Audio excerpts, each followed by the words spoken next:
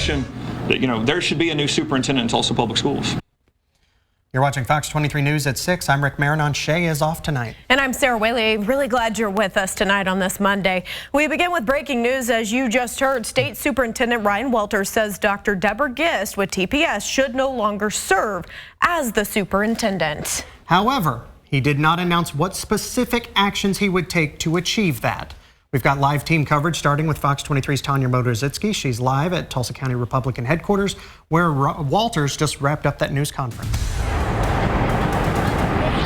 State Superintendent Ryan Walters said TPS Superintendent Deborah Gist's leadership is failing. He compared it to her driving the bus and the bus crashed into a tree.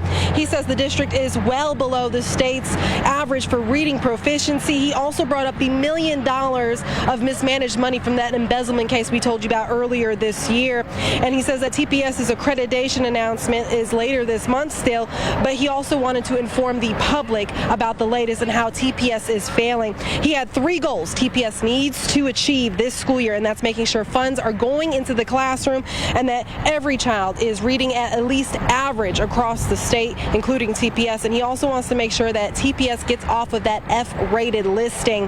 Now, I asked Walters if he plans to take Gist's license and place a new superintendent that he handpicks, like what Texas did in Houston. Now, I asked him if he's also been speaking with the Texas Education Commissioner. This is what he had to say. I communicate regularly with the commissioner in Texas. He is an individual that I do consult from time to time. So he's on a list of a few that we communicate pretty regularly. And we've had a lot of conversations about what they're doing in Texas, and we continue to have those conversations. Now, there wasn't an official announcement ahead of the accreditation meeting where we'll discuss TPS's accreditation August 24th.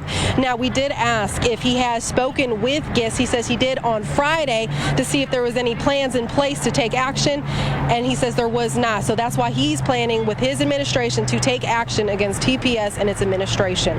Live covering news that matters, I'm Tanya Motorzitsky, Fox 23 News. Continuing our team coverage of this breaking news of the dispute between State Superintendent Ryan Walters and Tulsa Public Schools now. Fox 23's Alex Cash is live at the TPS Education Service Center with what supporters of TPS schools are saying.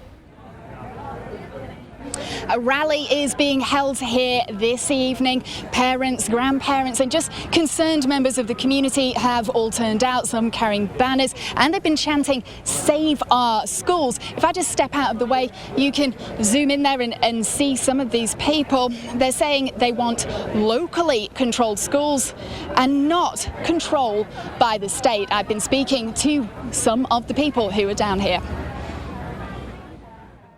I just feel so strongly that we're being hijacked by a small minority of voices, and that actually they're not at all representative of what most parents and grandparents feel. Families are counting on the schools being ready to be able to accept their children.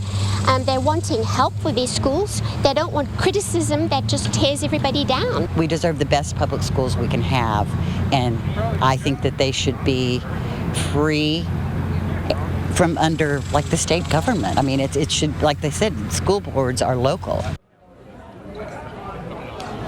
This group who organised the protest is called Protect TPS. Around 1,000 people have signed a petition against what is going on with Tulsa Public Schools. And there's also a TPS board meeting held here tonight. That's due to start at 6:30. And we're told Superintendent Dr. Deborah Gist will speak to us after that this evening. Covering news that matters, I'm Alex Cash, Fox 23 News.